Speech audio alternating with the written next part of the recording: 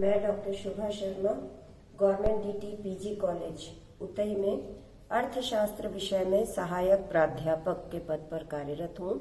और आज हम लोग जो लेक्चर है ये हमारा आज वो problem of poverty and inequality पर आधारित है, जो कि एमए सेकेंड सेमेस्टर के फोर्थ पेपर जो कि आपका इंडियन इकोनॉमिक पॉलिसीज पर आधारित है उसके अंतर्गत पढ़ेंगे। आज के इस लेक्चर में हम निर्धनता की समस्या के बारे में चर्चा करेंगे और नेक्स्ट जो लेक्चर है उसमें असमानता की समस्या के बारे में जानकारी हासिल करेंगे। तो देखिए, आज हम लोग निर्धनता के अंतर्गत इसकी अवधारणा, भारत के संदर्भ में निर्धनता का अर्थ और अनुमान, इसके अतिरिक्त भारत में निर्धनता के कौन कौन से कारण हैं और भारत में निर्धनता उन्मूलन के लिए कौन कौन से उपाय अपनाए जा सकते हैं, इसके साथ ही साथ भारत में सरकार के द्वारा निर्धनता उन्मूलन के लिए कौन कौन से प्रमुख कार्यक्रम अपनाए गए हैं उन पर जानकारी हासिल करेंगे। सबसे पहले हम गरीबी की अवधारणा के बारे में बात करते हैं कि आखिर गरीबी क्या है, इससे क्या तात्पर्य है। तो देखिए, गरीबी से आशय उस न्यूनतम आय से है जो एक परिवार अपनी बुनियादी आवश्यकताओं को पूरा करने हेतु जुटा पाने में असमर्थ रहता है।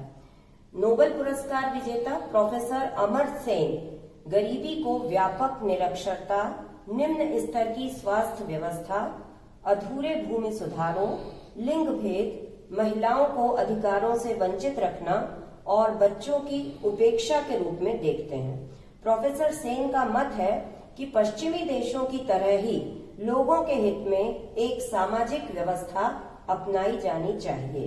अर्थात गरीबी से आशय सामान्य तौर पर हम ये ले सकते हैं कि जब किसी देश में एक बड़ा वर्ग, जनसंख्या का एक बड़ा हिस्सा अभावों में जीवन व्यतीत करने के लिए मजबूर रहता है और वो अपनी आवश्यकताएं, जो उसकी बुनियादी आवश्यकताएं हैं, उसे भी पूरा करने में असमर्थ रहता है, उसका जीवन स्तर बहुत निम्न होता है, तो हम उसे गरीबी की श्रेणी में रख सकते हैं। निर्धनता की अवधारणा को हम दो रूपों में समझ सकते हैं। पहला है आपका निरपेक्ष गरीबी और दूसरा सापेक्ष गरीबी। निरपेक्ष गरीबी से आशय उस न्यूनतम आय से होता है जिसकी एक परिवार के लिए आधारभूत आवश्यकताओं को पूरा करने हेतु जरूरत होती है, लेकिन वह उसे जुटा पाने में असमर्थ रहता है। जबकि सापेक्ष गरीबी जो है वो विभिन्न वर्गों या देशों के निर्वाह स्तर, प्रति व्यक्ति आय की तुलना कर गरीबी का इसमें पता लगाया जाता है और सापेक्ष गरीबी को आय की असमानता के आधार पर परिभाषित किया गया है। अर्थात निरपेक्ष गरीबी जो है, इससे ही पॉवर्टी लाइन के बारे में पता किया जाता है। अर्थात ऐसे कितने परिवार हैं जो अपनी बुनियादी आवश्यकताओं जैसे रोटी, कपड़ा और मकान, स्वास्थ्य संबंधी जो आधारभूत आवश्यकताएं हैं, उनको भी वो पूरा करने में असमर्थ रहते हैं।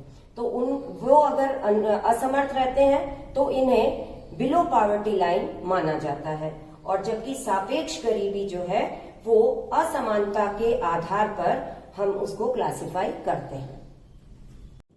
हमारे देश में गरीबी संबंधी अनुमान लगाने का सर्वप्रथम कार्य डॉक्टर रथ एवं दांडेकर द्वारा किया गया, जो कि सन 1960-61 के समय में किया गया था। इसके बाद भी समय समय पर विभिन्न विद्वानों के द्वारा गरीबी के ऊपर कार्य किया गया, गहन अध्ययन किया गया और इस संबंध में योजना आयोग ने ग्रामीण क्षेत्रों में प्रति व्यक्ति 2400 कैलोरी तथा शहरी क्षेत्रों में 2100 कैलोरी से कम उपभोग करने वाले व्यक्तियों को निर्धन वर्ग की श्रेणी में रखा है। इसी के आधार पर निर्धनता की रेखा का निर्धारण किया गया है।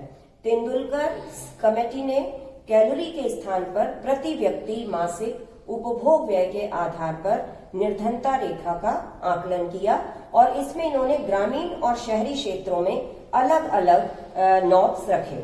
इस समिति की रिपोर्ट की समीक्षा के लिए सरकार ने सन 2012 में डॉक्टर रंगराजन समिति का गठन किया और इस समिति ने बताया कि वर्ष 2009-10 में देश में 38.2% जनसंख्या पॉवर्टी लाइन के नीचे थी, जो 2011-12 में घटकर 29.5% रह गई।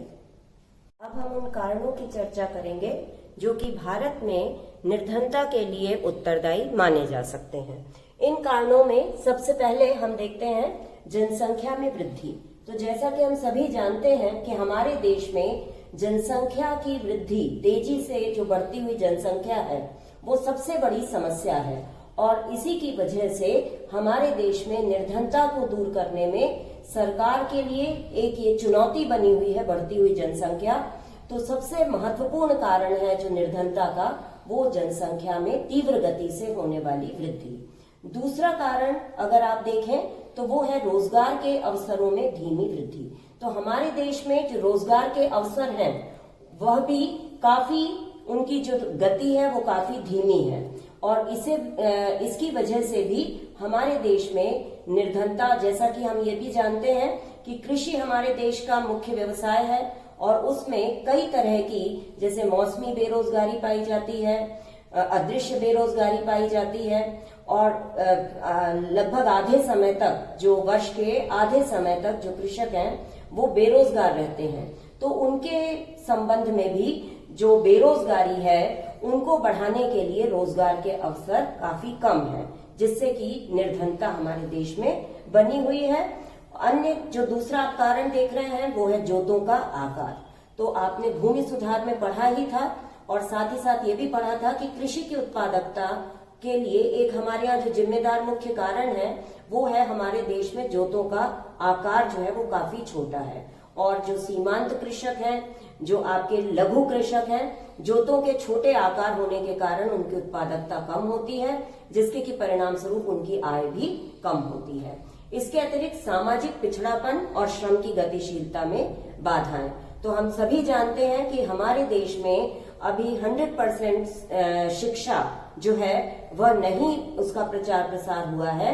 अभी भी हमारे देश में एक बड़ा वर्ग जो है वो अशिक्षित है और जो समाज है वो पिछड़ा हुआ है। समाज में भाग्यवादिता, अंधविश्वास, जाति प्रथा जैसे कई दोष जो हैं वो विद्यमान हैं, जिसकी की वजह से भी जो देशवासी हैं वो उन्नति नहीं करते हैं और इसके साथ ही श्रम की जो गतिशीलता है उसमें भी कई प्रकार की बाधाएं आती हैं। जैसे कि जो व्यक्ति गांव में रहता है उसको वो अपने गांव को छोड़कर दूसरे क्षेत्रों में रोजगार प्राप्त करने के लिए नहीं जाता। तो ऐसे कई कारण हैं जो कि उन्हें आगे बढ़ने से रोकते हैं। अन्य जो दूसरा आप कारण देख रहे हैं वो है भूमि सुधारों के क्रियान्वयन में कमी। हमारे देश में जो भूमि सुधार है, भूमि संबंधी जो दोष विद्यमान है, उनमें सुधार के लिए कई कार्यक्रमों को अपनाया गया है, लेकिन उसमें भी उनकी जो प्रगति है वह भी काफी धीमी है, जिसकी की वजह से जो खेतीहर मजदूर हैं, छोटे छोटे जो कृषक हैं, वे उनकी आय काफी कम होती है। इसी तरह से हम देखते हैं अगला कारण मुद्रा प्रसार और मूल्य वृद्धि। हमारे देश में विकास के कार्यों को संपन्न करने के लिए सरकार के द्वारा घाटे के बजट का सहारा कई बार लिया जाता है और उसके कारण देश में मुद्रा प्रसार की स्थिति निर्मित होती है, जिससे मूल्य वृद्धि होती है और इन वजहों से भी जो निर्धन वर्ग है उसकी स्थिति सुधर नहीं पाती और उनको अपनी आवश्यकताओं को पूरा करने में कई प्रकार की कठिनाइयों का सामना करना पड़ता है। नेक्स्ट और लास्ट पॉइंट आप देख रहे हैं हरित क्रांति एवं ग्रामीण निर्धनता, अर्थात हमारे देश में जो हरित क्रांति अपनाई गई सरकार के द्वारा, जिससे कि उपज में काफी वृद्धि हुई है और कृषि क्षेत्र में ये क्रांतिकारी परिवर्तन इसने लाया है, लेकिन इसका फायदा भी जो बड़े कृषक हैं उन्हीं को मिला है। छोटे जो खेतीहर मजदूर हैं, जो लघु और सीमांत कृषक हैं, वो इससे लाभान्वित नहीं हो सके हैं। इसके साथ ही साथ ग्रामीण क्षेत्रों में अधिकाधिक रूप से हमारे देश में निर्धनता व्याप्त है, क्योंकि जो कृषक हैं वो वर्षा के ऊपर डिपेंडेंट रहते हैं खेती के लिए और जिस वर्ष अच्छी वर्षा होती है उस समय उपज अच्छी होती है और अगर वर्षा ठीक समय पर नहीं होती, उचित मात्रा में नहीं होती, तो उसकी वजह से भी उनकी आय जो है वो काफी कम हो जाती है। तो ये मेन कारण है जो कि हमारे देश में निर्धनता के लिए उत्तरदायी माने जाते हैं। अब हम लोग ये पढ़ेंगे कि हमारे देश में निर्धनता को दूर करने के लिए कौन कौन से उपायों को अपनाया जा सकता है। तो इसमें आप सबसे पहले देखेंगे तीव्र आर्थिक विकास। ये सबसे महत्वपूर्ण है कि निर्धनता का उन्मूलन करने के लिए देश का चहुमुखी विकास करना अत्यंत आवश्यक है। शहरी क्षेत्र हो चाहे ग्रामीण क्षेत्र हो, कृषि क्षेत्र हो, औद्योगिक क्षेत्र हो, हर क्षेत्र में विकास करना नितांत आवश्यक है तीव्र गति से, ताकि निर्धनता उन्मूलन करने में सहायता मिल सके और तेजी से देश में निर्धनता उन्मूलन किया जा सके। अगला पॉइंट आप देख रहे हैं जनसंख्या वृद्धि पर नियंत्रण। जैसा कि अभी हमने पिछले उसमें देखा कि निर्धनता का मुख्य कारण हमारे देश में तेजी से बढ़ती हुई जनसंख्या है और बढ़ती हुई जनसंख्या सरकार के सारे प्रयासों को का जो प्रभाव है वो शून्य कर देती है। अतः यह नितांत आवश्यक है कि देश में जनसंख्या की वृद्धि की जो दर है उस पर नियंत्रण लगाया जा सके और इसके लिए शिक्षा का प्रचार प्रसार, परिवार कल्याण कार्यक्रम, महिला शिक्षा आदि पर ध्यान देना अति आवश्यक है, जिससे जनसंख्या वृद्धि को नियंत्रित किया जा सके। इसके साथ ही हम देखते हैं कि जो ग्रामीण क्षेत्रों में, अभी हमने पढ़ा था कि हमारे देश में ग्रामीण क्षेत्रों में निर्धनता अधिक विद्यमान है, तो इसको हल करने के लिए सरकार को ग्रामीण क्षेत्रों में लघु उद्योगों का विकास करना आवश्यक है। साथ ही साथ ग्रामीण क्षेत्रों में अनेक ऐसी योजनाओं को चलाने की आवश्यकता है जिससे ग्रामीण क्षेत्र में निर्धनता को दूर किया जा सके और ऐसे उद्योगों का वहां पर स्थापना और विकास किया जाना भी आवश्यक है जो कि श्रम प्रधान टेक्नोलॉजी पर आधारित है, जिनमें की पूंजी की आवश्यकता कम होती है। उससे क्या होगा कि रोजगार के अवसरों में वृद्धि होगी। तो इस तरह के उपायों को ग्रामीण एवं शहरी दोनों ही क्षेत्रों में अपनाया जाना चाहिए। इसके अतिरिक्त ग्रामीण क्षेत्रों में विभिन्न जो निर्माण कार्यों को करने की भी नितांत आवश्यकता है। इससे दो तरह से फायदा होगा। एक तो ग्रामीण क्षेत्रों का विकास होगा, उनमें सुविधाओं की वृद्धि होगी, वहीं लोगों को रोजगार भी अपने ही क्षेत्रों में प्राप्त होगा। जैसे कि ग्रामीण क्षेत्रों में सड़कों का निर्माण अगर किया जाता है, नहरों का निर्माण, बांधों का निर्माण किया जाता है, बिजली विद्युतीकरण का कार्य किया जाता है, तो इनसे वहां पर सुविधाओं का भी कहना चाहिए कि निर्माण हो सकेगा और साथ ही साथ उस क्षेत्र के विकास के साथ साथ रोजगार के अवसरों में भी वृद्धि होगी। नेक्स्ट आप देख रहे हैं गहन कृषि विकास एवं भूमि सुधार। गहन कृषि विकास के अंतर्गत हम ये कह सकते हैं कि उत्तम क्वालिटी के जो बीज हैं, उर्वरक हैं, इसके अलावा कीटनाशक जो हैं, उनका उपाय किया जाए, उनको अपनाया जाए। साथ ही साथ कृषि क्षेत्र में बहुफसली कार्यक्रमों को लागू किया जाए, जिससे कि ग्रामीण क्षेत्रों में रोजगार के अवसरों में वृद्धि हो सके। और साथ ही जो भूमि सुधार है, मतलब हमारे देश में जो दोषपूर्ण भूमि व्यवस्था है, जो हमारे यहाँ जमींदारी प्रथा के कारण बड़े बड़े मतलब असमानता है वहां पर ग्रामीण क्षेत्रों में कि एक ओर तो खेतीहर मजदूर है, वहीं दूसरी ओर बड़े बड़े भूमि के लैंडलॉर्ड जो है वो वहां पर विद्यमान है। तो भूमि सुधार व्यवस्था के माध्यम से इन दोषों को दूर करने की आवश्यकता है। भूमि का पुनर्वितरण किया जाए, सहकारी खेती की जाए, जिससे कि निर्धनता को कम करने में मदद मिले। लास्ट जो आप देख रहे हैं उपाय, वो है सामाजिक एवं संस्थागत ढांचे में सुधार। अर्थात अगर हमें देश से निर्धनता का उन्मूलन करना है तो हमें अपने सामाजिक ढांचे को सुदृढ़ बनाना होगा। हमारे समाज में जो दोष हैं, जो हमारे समाज में पिछड़ापन है, उसे दूर करना भी नितांत आवश्यक है। इसके साथ ही साथ जो सामाजिक हमारी कुरीतियां हैं, जो रूढ़िवादिता है, भाग्यवादिता है, इनको दूर करने में भी जो है आवश्यक है इनको दूर करना। और इसके लिए शिक्षा की व्यवस्था, प्रशिक्षण के प्रोग्राम, प्रौढ़ शिक्षा, इन सभी उपायों के माध्यम से हम अपने सामाजिक और संस्थागत ढांचे को सुधार सकते हैं और निर्धनता उन्मूलन के कार्यक्रम में सफलता के लिए मदद इनसे मिल सकती है। अब हम उन कार्यक्रमों के बारे में चर्चा करेंगे जो कि हमारे देश की सरकार के द्वारा निर्धनता के उन्मूलन के लिए अपनाए जा रहे हैं। जैसा कि हम सभी जानते हैं कि स्वतंत्रता प्राप्ति के बाद से ही हमारे देश में निर्धनता की समस्या को दूर करने के लिए सरकार लगातार प्रयासरत है। विभिन्न योजनाओं में भी गरीबी को दूर करने और रोजगार के नए अवसरों का सृजन करने के लिए विभिन्न कार्यक्रमों को अपनाया गया है। यहाँ अब हम कुछ ऐसे कार्यक्रमों के बारे में जानकारी हासिल करेंगे जो कि देश की सरकार के द्वारा निर्धनता उन्मूलन के लिए अपनाए जा रहे हैं। इनमें हम देखते हैं, पहला है महात्मा गांधी राष्ट्रीय रोजगार गारंटी अधिनियम। दूसरा प्रमुख जो कार्यक्रम है वो है स्वर्ण जयंती ग्राम स्वरोजगार योजना।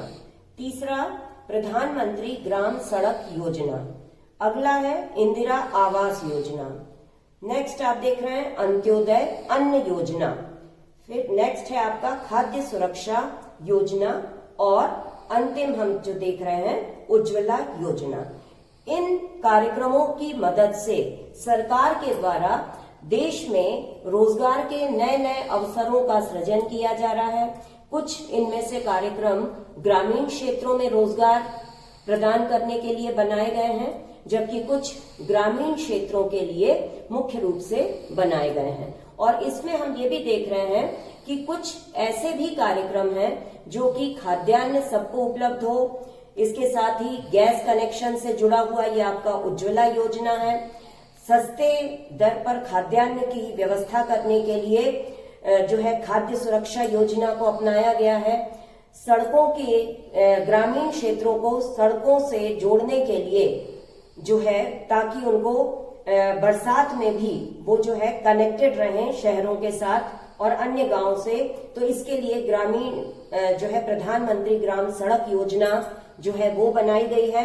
अब हम इसमें देखेंगे अगर कि महात्मा गांधी राष्ट्रीय रोजगार गारंटी अधिनियम, जिसे हम मनरेगा के नाम से जानते हैं, इसका मुख्य उद्देश्य ग्रामीण क्षेत्रों में रोजगार उपलब्ध कराना है। और इसमें जो है ग्रामीणों को सुरक्षा प्रदान की जाती है आजीविका की, और वित्तीय वर्ष में कम से कम 100 दिनों की जो उनको गारंटी युक्त मजदूरी जो है उसके रोजगार के अवसर जो हैं वो प्रदान किए जाते हैं। और इसका मुख्य केंद्र बिंदु जो है वो जल संरक्षण, सूखाग्रस्त क्षेत्रों का उद्धार करना, भूमि का विकास करना, इससे ये मुख्य रूप से जुड़ा हुआ है।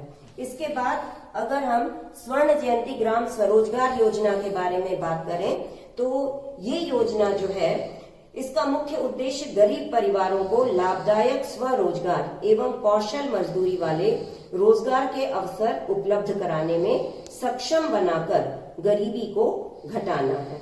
इसी तरह से जो अगला आप देख रहे हैं प्रधानमंत्री ग्राम सड़क योजना, इसका प्रारंभ 25 दिसंबर 2000 से किया गया था और ये 100% केंद्र प्रायोजित योजना है। इसका मुख्य उद्देश्य ग्रामीण क्षेत्रों को सड़कों के माध्यम से सड़क संपर्क सुविधा प्रदान करना है। इसी के साथ ही जो आपका इंदिरा आवास योजना है, जैसा कि इसके नाम से ही स्पष्ट है कि इसमें निर्धन परिवारों की आवास की समस्या को हल करना इसका मुख्य उद्देश्य रहा है। और इसमें उन परिवारों को मुख्य रूप से शामिल किया जाता है जो कि निर्धनता की रेखा के नीचे अपना जीवन यापन कर रहे हैं। और इनके मुख्य जो लक्षित वर्ग हैं वो अनुसूचित जाति, अनुसूचित जनजाति एवं मुक्त हुए बंधुआ मजदूर विशेष रूप से इसमें रखे गए हैं। इसके साथ ही जो अंत्योदय अन्न योजना है वह भी दिसंबर 2000 में लागू की गई। इसका मुख्य उद्देश्य जो है वो सार्वजनिक वितरण प्रणाली के अंतर्गत शामिल गरीबी रेखा से नीचे जीवन यापन करने वालों को खाद्यान्न उपलब्ध कराना रहा है। जो खाद्य सुरक्षा योजना है वो 2013 में लागू की गई। गरीबी, भूखमरी, कुपोषण को दूर करने के लिए जन सामान्य को गरिमामय जीवन व्यतीत करने के लिए सस्ती दर पर पर्याप्त मात्रा में गुणवत्ता युक्त भोजन उपलब्ध प्रदान करने के उद्देश्य से ये योजना प्रारंभ की गई है। और इसमें देश की 67% अर्थात 82 करोड़ जो लोग हैं वो भूख और कुपोषण से मुक्त होने का अनुमान है। इस योजना से जो फायदा प्राप्त होगा, इसी तरह से जो प्रधानमंत्री उज्ज्वला योजना है वह 1 मई 2016 से लागू की गई हमारे देश में।